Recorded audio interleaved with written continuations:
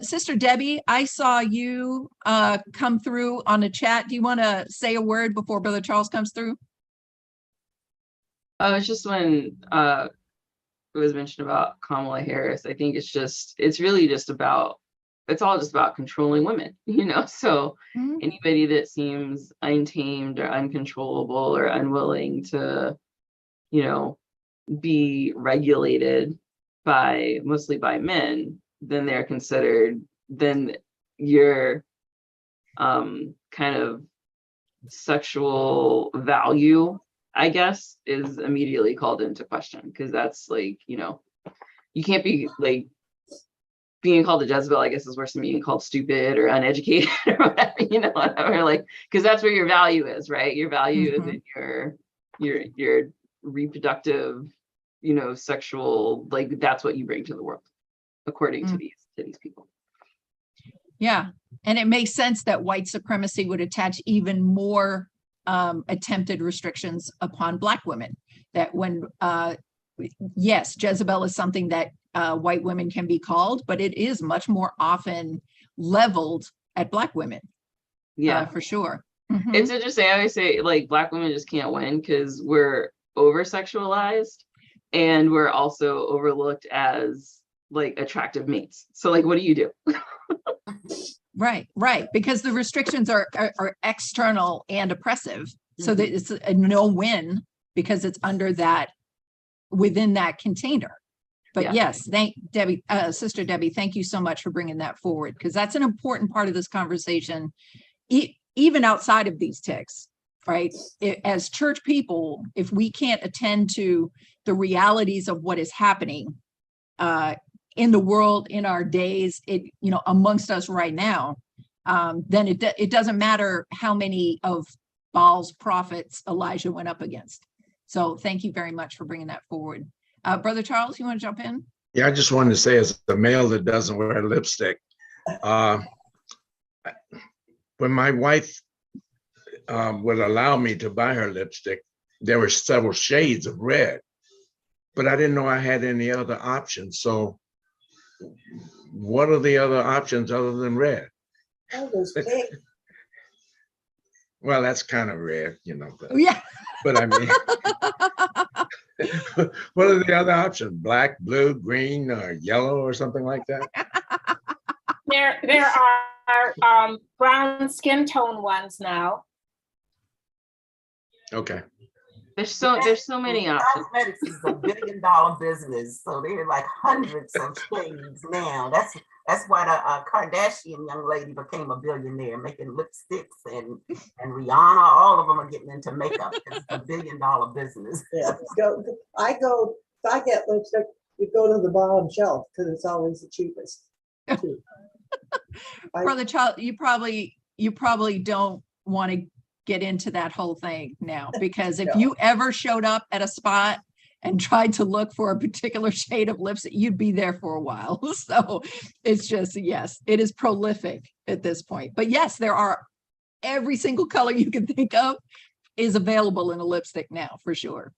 And, depending on the group, or depending on who has self-appointed themselves to create the rules around it, it would, there would be, this lipstick is bad, or this color is good, or whatever, because they're all arbitrary. It's how do we decide the arbitrary? How can we think about these arbitrary constructions in ways that are life-giving rather than death-dealing, right? So, yes,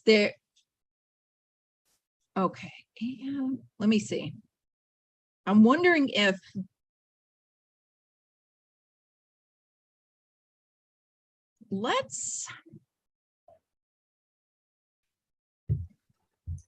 I have to confess that the part that we read earlier that concerned me a lot was the fact that God became male.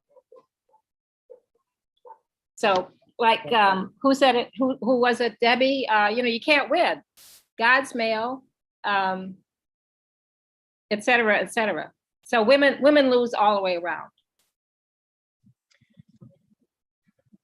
Right, until we reclaim divinity as beyond gender. Well, I can tell you from where I spend most of my time in this country, that is going to be a very hard battle to win. Oh, sure, absolutely. And because many of those circles and spheres are incredibly loud, it makes it seem as if there are even fewer and smaller circles that talk about divinity as inclusive of all genders and beyond gender.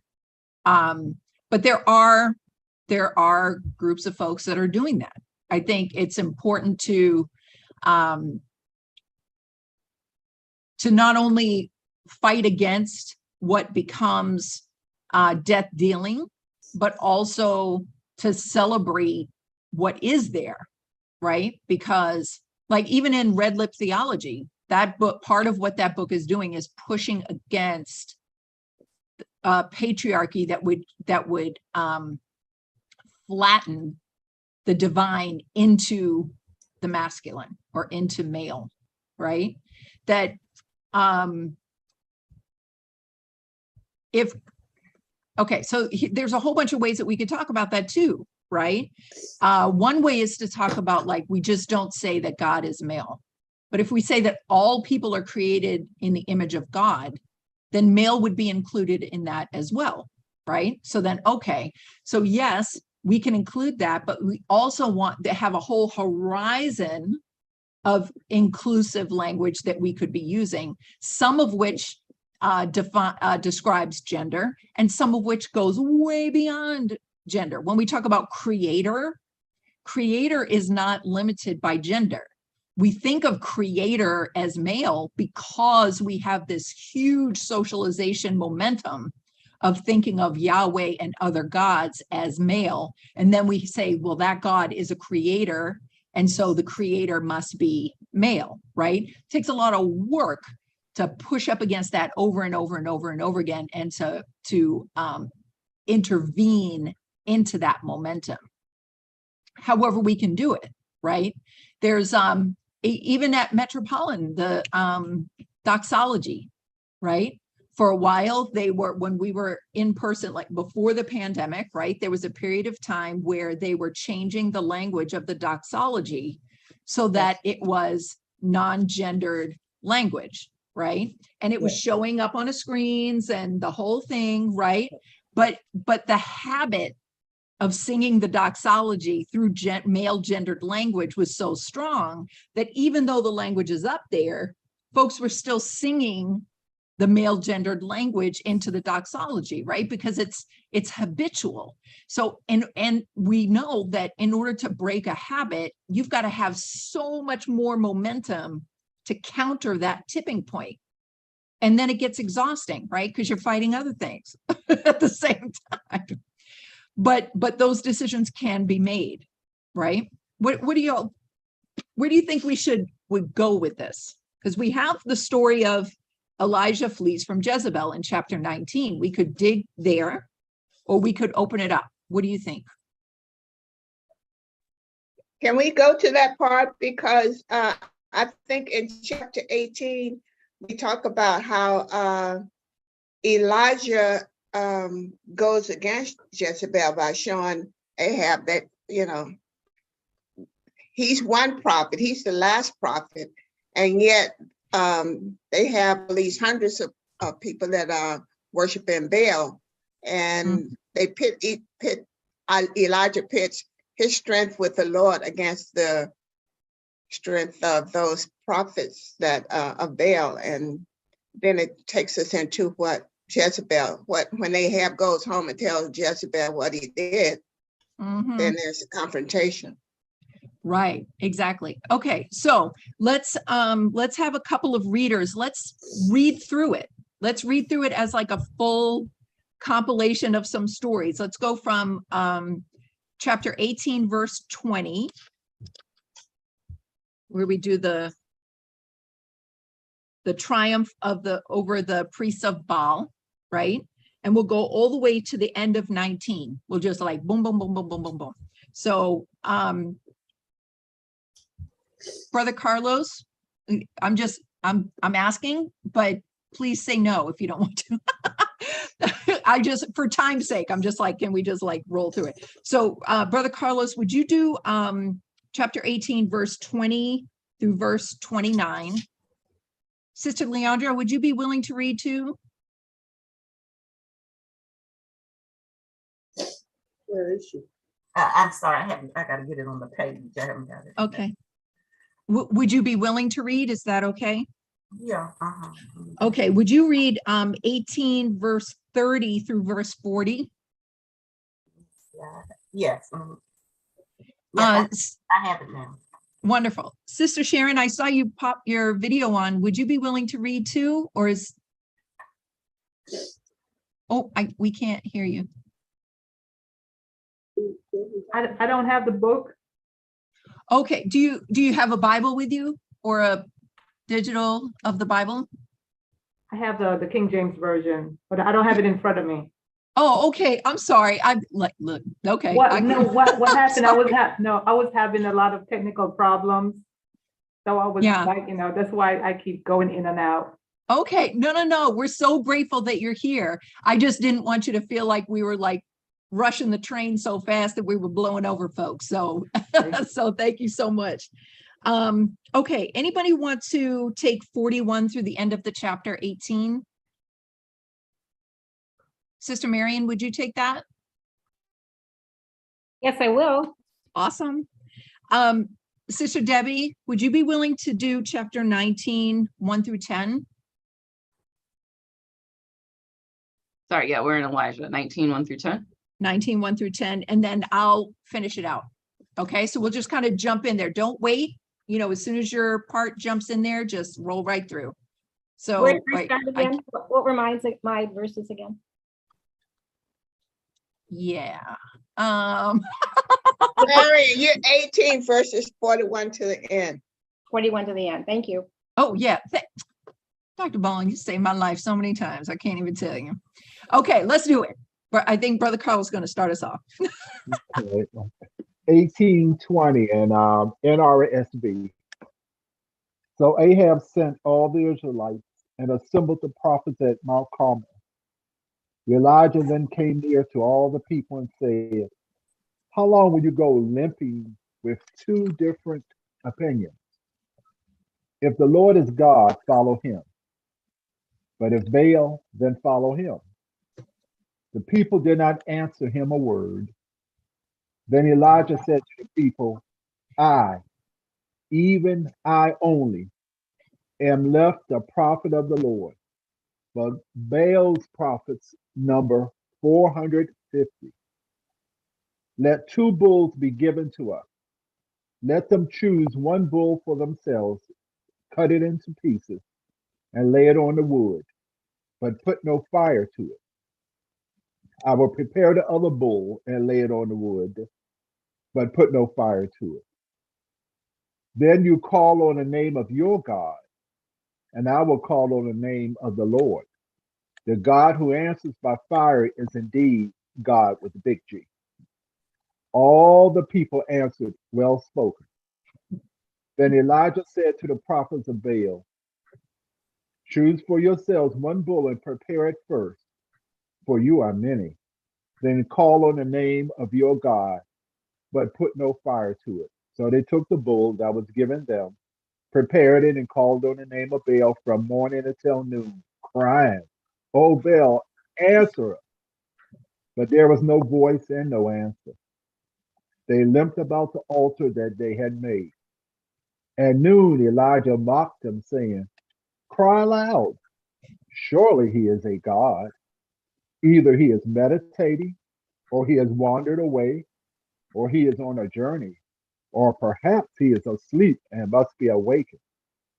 Then they cried aloud, and as was their custom, they cut themselves with swords and lances until the blood gushed out over them. As midday passed, they raved on until the time of the offering of the oblation, but there was no voice, no answer, and no response. Okay.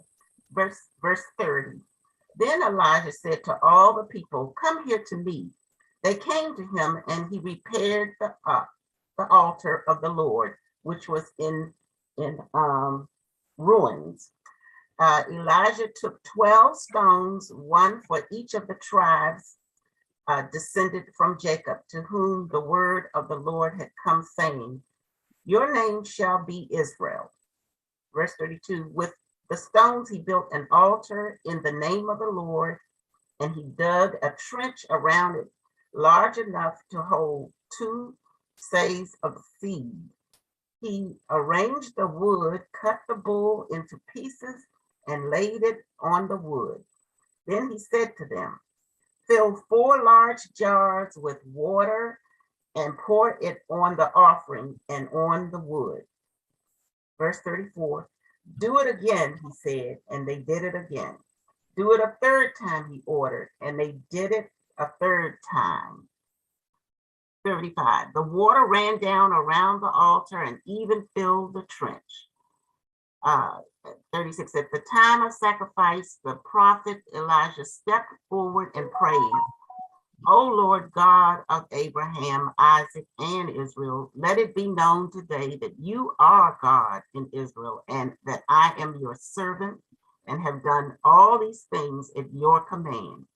Verse 37, "Answer me, O Lord, answer me, so these people will know that you, O Lord, are God, and that you are turning their hearts back again." Verse 38, then the fire of the Lord fell and burned up the sacrifice, the wood, the stones, and the soil, and also licked up the water in the trench. When all the people saw this, they fell prostrate and cried, "The Lord, he is God. The Lord, he is God." That's where you want to stop. Oh, 40. 40. Then Elijah commanded them, "Seize the prophet Baal. Don't let anyone get away." They seized them, and Elijah had them brought down to the Kishon Valley and slaughtered there. Wow, they're swift justice. Elijah prays for rain, and I'm reading from the New King Version. "And Elijah said unto Ahab, Get thee up, eat and drink, for there is a sound of abundance of rain. So Ahab went up to eat and to drink, and Elijah went up to the top of Carmel, and he cast himself down upon the earth and put his face between his knees. And he said to his servant, Go up now, look toward the sea. And he went up and looked and said, There is nothing. And he said, Go again 7 times. And it came to pass at the 7th time that he said, Behold, there ariseth a little cloud out of the sea, like a man's hand. And he said, Go up, say unto Ahab, Prepare thy chariot, and get thee down, that the rain stop thee not. And it came to pass in the meanwhile that the heaven was black with clouds and wind, and there was a great rain. And Ahab rode and went to Jezebel. And the hand of the Lord was on Elijah, and he girded up his loins and ran before Ahab to the entrance of Jezreel.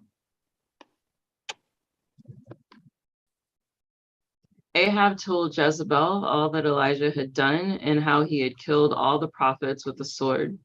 Then Jezebel sent a messenger to Elijah, saying, So may the gods do to me and more also, if I do not make your life like the life of them by this time tomorrow. Then he was afraid. He got up and fled for his life and came to Beersheba, which belongs to Judah. He left his servant there. But he himself went a day's journey into the wilderness and came and sat down under a solitary broom tree. He asked that he might die. It is enough now, O Lord. Take away my life, for I am no better than my ancestors. Then he lay down under the broom tree and fell asleep. Suddenly an angel touched him and said to him, Get up and eat. He looked, and there at his head was a cake baked on hot stones and a jar of water. He ate and drank and lay down again. The angel of the Lord came a second time, touched him, and said, Get up and eat, or the journey will be too much for you. He got up and ate and drank. Then he went into the strength of that food. Then he went in the strength of that food 40 days and 40 nights to Horeb, the mount of God. At that place, he came to a cave and spent the night there. Then the word of the Lord came to him, saying, "What are you doing here, Elijah?" He answered, "I have been very zealous for the Lord, the God of hosts, for the Israelites have forsaken your covenant, thrown down your altars, and killed your prophets with the sword. I alone am left, and they are seeking my life to take it away." Verse 11, he said, "Go out and stand on the mountain before the Lord, for the Lord is about to pass by."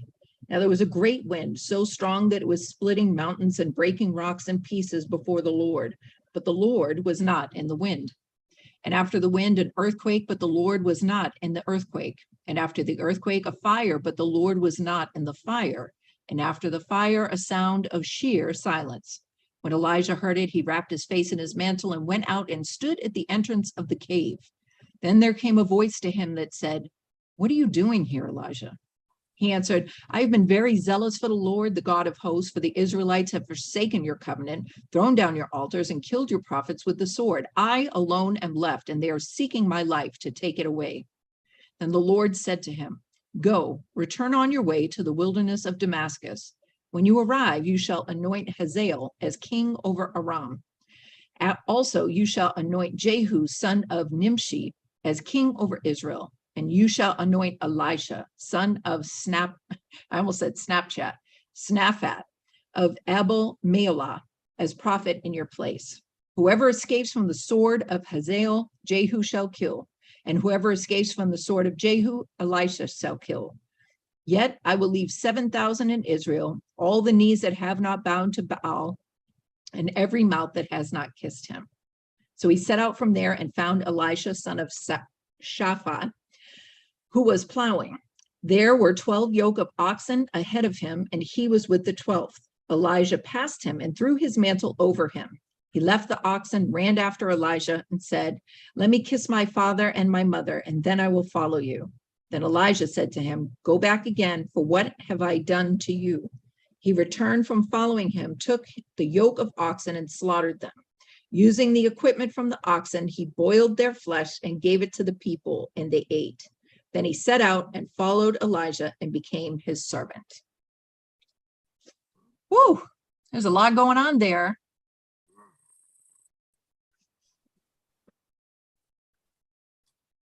There's so many places we could go, but let me open it up a little. Where would you, Dr. Bowling, do you want to start us off? You said we should read this part. I was thinking maybe you were thinking about a particular part you wanted to talk about.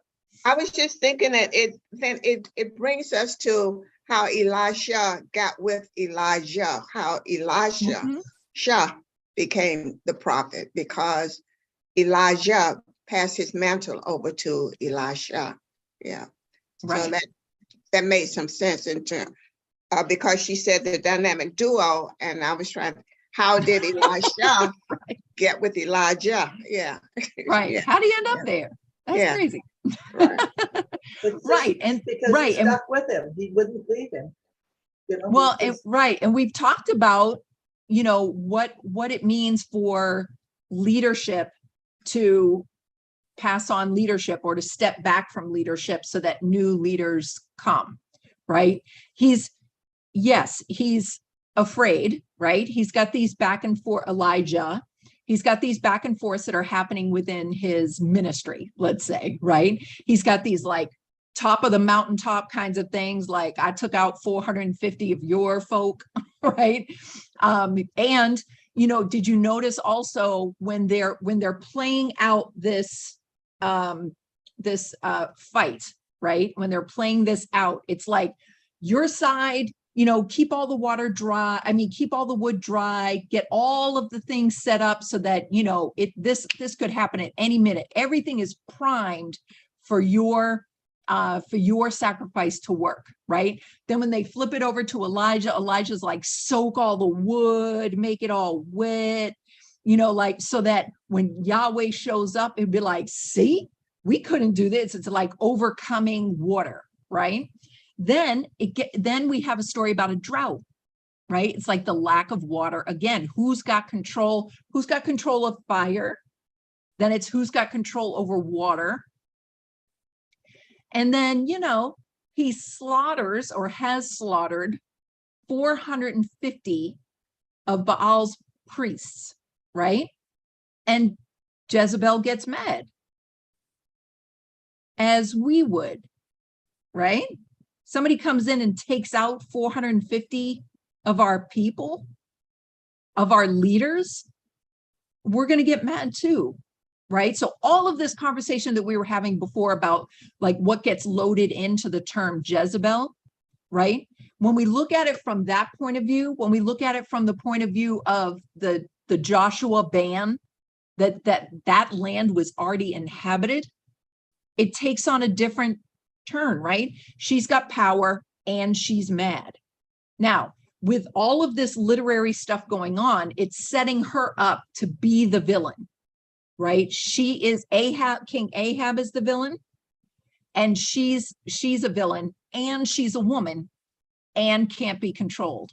And this same prophet who wiped out 450 and has the ear of Yahweh to such an extent that Yahweh's going to come down and follow what Elijah sets up, right? Is afraid of her. So she's got to be wielding a lot of power for that to happen.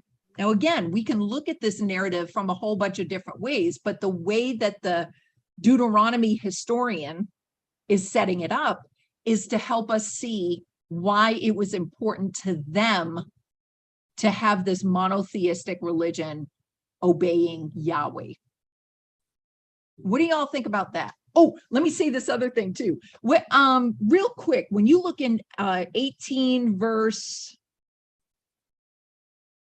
27, chapter 18 verse 27, my translation says, at noon Elijah mocked them, saying, cry aloud, surely he is God. Either he is meditating, wandering away, on a journey, or asleep.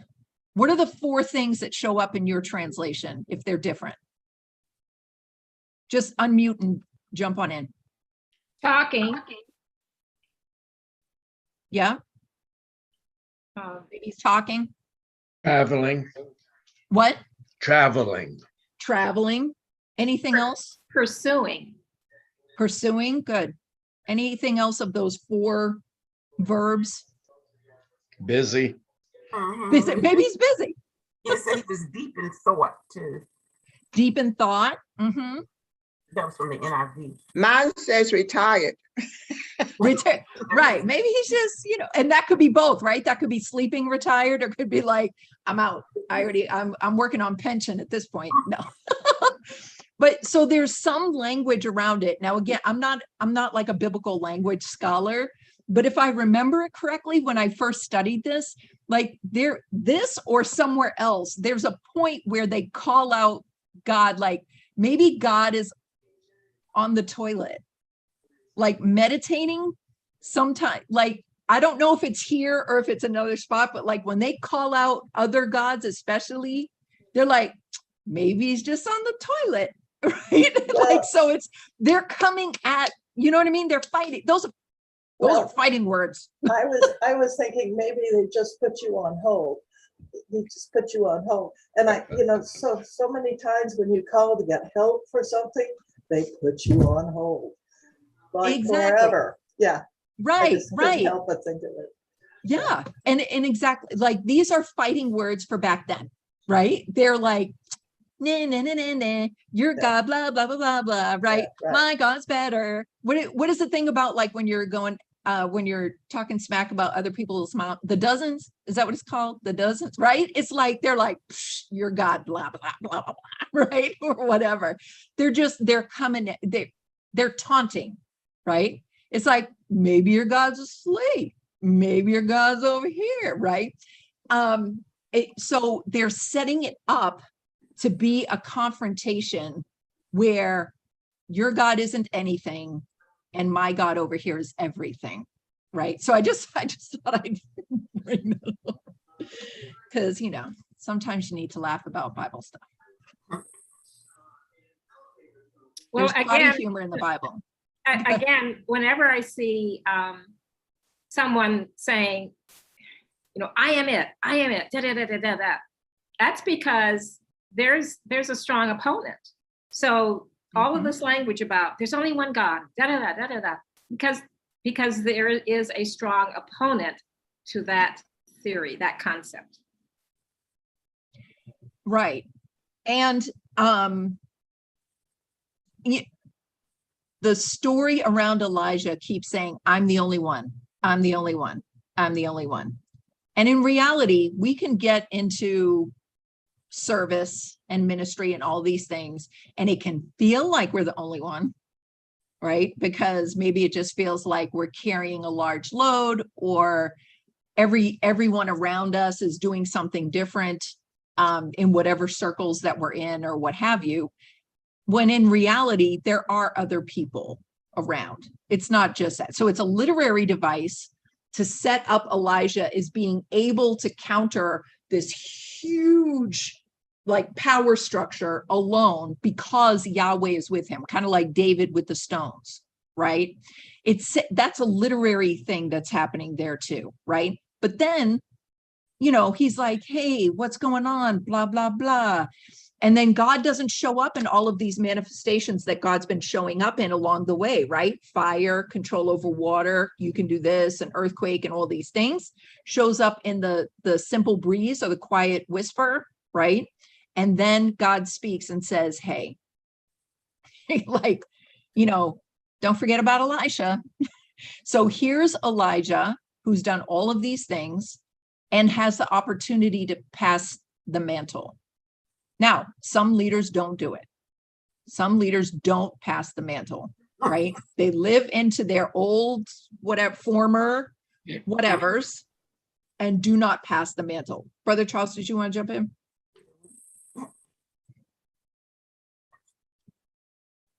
Oh, unmute, please.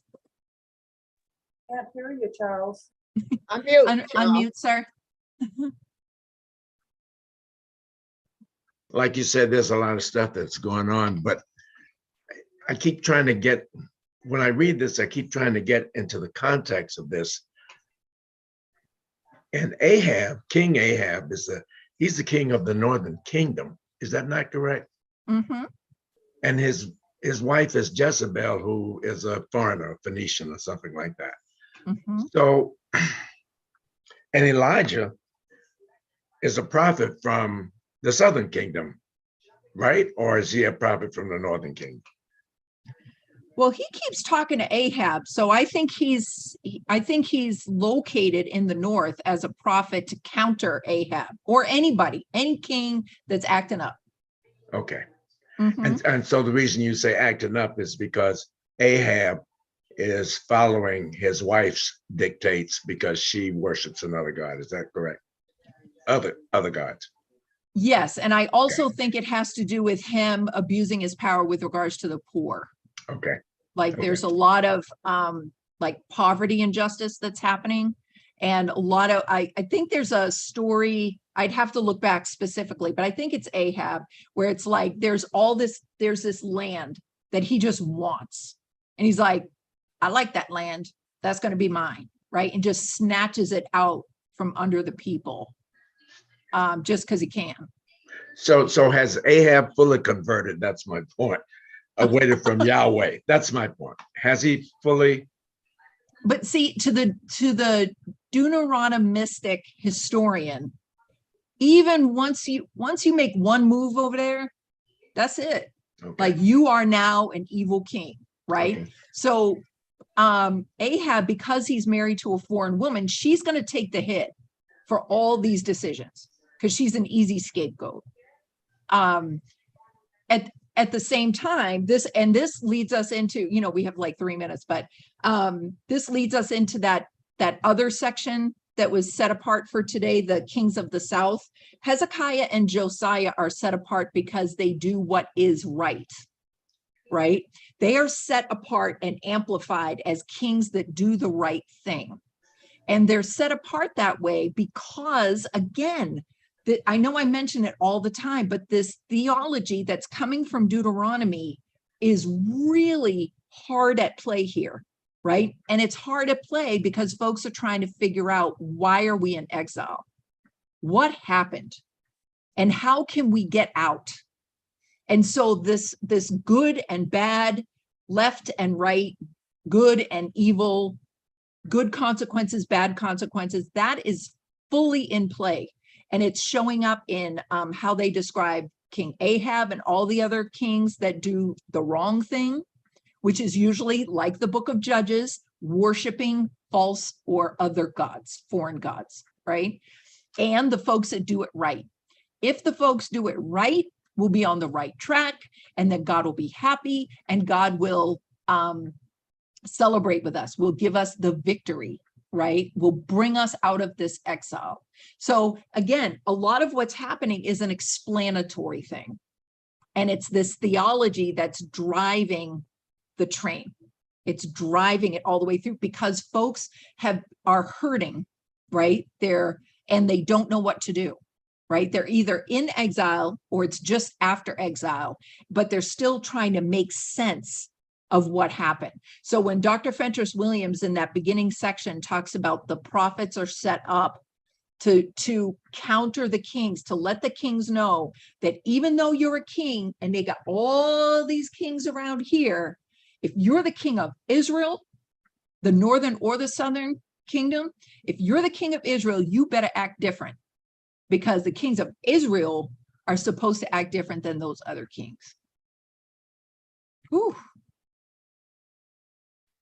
I wanted to ask the men in the class how they feel about God being non-gender. I know I know it's a setup question, because the wrath of this Jezebel will, come down if you say the word. But does that bother you that we could no longer say Father, Son? Personally, this is Carlos. Personally, I've been working with this for the past, 4 or 5 years. So when I pray, I purposely say Father God, Mother God.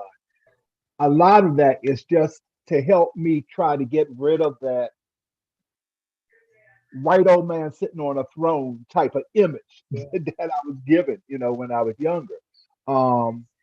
But recently, because of COVID, I've been on different platforms with people that I don't necessarily hear from. And I know that there's a few people, even among our body here at Metropolitan, who are very disturbed with the language. It's unfamiliar to them. It bothers them. Some of them are really angry. And I just find that interesting. I didn't know that. And so now at least I'm still praying the same way, because part of it is political, but I'm conscious that it disturbs some people. So I'm kind of sensitive to that at the same time. So it's a struggle, but I didn't realize that it was so disturbing to a lot of folks. Yeah. Can I ask a quick question? Yes. Be like, Michelle, they're not going to invite you back. You don't even have to answer it. I'm just going to ask you, and maybe just think, have you ever prayed Mother God, Father God? Just, you don't have to answer it, but dear Mother God, Father God, has Mother God ever come first is what I'm asking. And again, I'm not saying you have to answer it, but I'm just putting it out there. I'll say two things. One is, if I asked everyone here to describe God, what would it look like? And for me, it wouldn't look like an old white man with a white beard and a white robe. But otherwise, I don't know what God looks like. But the second thing that I want to say is, I guess it's out of habit of what I learned as a child and continue to learn as an adult. In Matthew, when the disciples asked Jesus, "How do you pray?" he said, "Our Father." Mm-hmm. So I guess if he had said our Mother, that's the way I would have gone. Right. And tradition holds a deep place in our habit, right? In our habitual practices. And the words that are coming from what, when Jesus taught us to pray, Jesus said, "Our Father," is also coming from a patriarchal society. So the texts that talk about God as being a mother hen, like to chicks, little chicks and stuff like that, and like mothering descriptions of God, those aren't often the ones that are taken primarily into traditions that have followed thousands of years. And that, there's purpose behind that too. And just by, so I will, I don't see Sister Marion still on the call, I think because it's 103 probably. But I will say this, one of the things that they taught us in seminary was, if you really want to get to the heart of allowing people to critically reflect on what they actually believe, if you say something that is that falls in line with what they say they don't have a problem with, but you use it in tradition or in a ritual or in a prayer or something like that, it will kick up in them. Even if they don't admit it, it will kick up in them. So let's say somebody says, "Oh, I have no problem with God being described as," I'm seeing Sister Leandra's screen, "as a rainbow. God is a rainbow," right?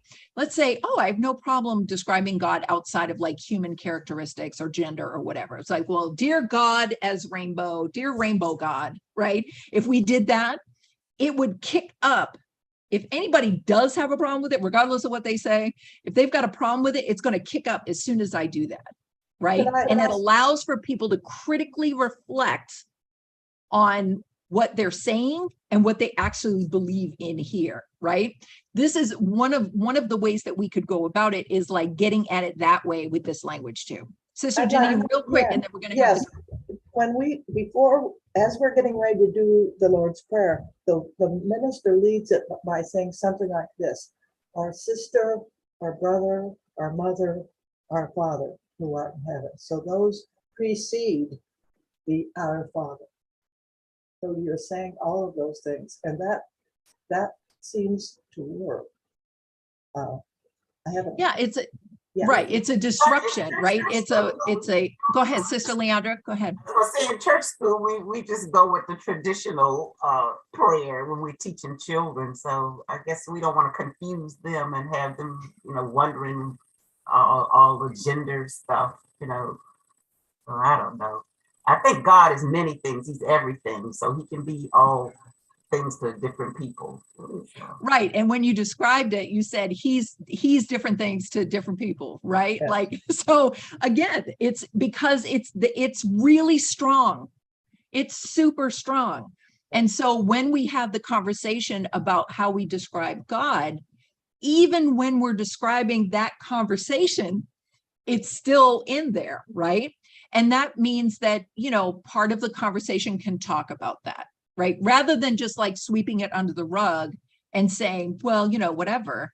If concerns about gender and how we describe gender come up when we're describing God, then that's part of the conversation we can have about how do humans relate with divinity, right? And what are these concerns about gender that we have in here that don't show up until we start naming particular things, right? And how do we do that in community, so we're not swiping each other at the knees, while also challenging each other into ever more life-giving ways of doing things, right? Life-giving rituals, not that subsume one group in order to elevate another, or to create comfort with only a certain number of folks while other people are actually suffering, right? But again, this is, where we go with these studies, like, start with Jezebel and then end up talking about like gender and God and how we teach Sunday school to children, right? So again, I think all of this is important because these are the ways that we can take our faith seriously and honor the very real lives that we're living along the way, right? We don't subsume each other to be able to do it. Okay, so I know it's 1:07, but Sister Debbie has put something up. I want to make sure it at least hits the recording. So Sister Debbie said, that's how patriarchy and white supremacy works. It becomes so pervasive, it seems like the norm, so that anything outside of that seems like a deviation. Whereas if we learned a more inclusive approach, the exclusive approach would seem deviant, which is why many non-Western cultures believe the way we operate is strange. Absolutely. Absolutely. Thank you, Sister Debbie, for putting that in. I know we're over and you put it in anyway, and I'm so grateful that you did. We have another class coming up at 7 p.m. and guess what? I'll be there. So I would love to see some of y'all there. If that happens, we'll start kind of in the same way with an open invitation, but an option to start with the Holy Imagination text, but who knows where we'll end up. So thank you all so very much for your great participation and allowing me to be amongst you again. Eternal and loving God, thank you so much that you want to be amongst us. Thank you that this becomes so much more than just a checklist on a long to-do list of we did Bible study. Would you speak to us in ways that help us be more life-giving to ourselves and to each other, and that we knew that we prayed and talked and interacted with the God of the universe this day. In Jesus' name we pray these things. Amen. I just love Frankie Lane's song, Jezebel. That was one of my favorite songs. I don't know about that either. I feel like I need a Google search.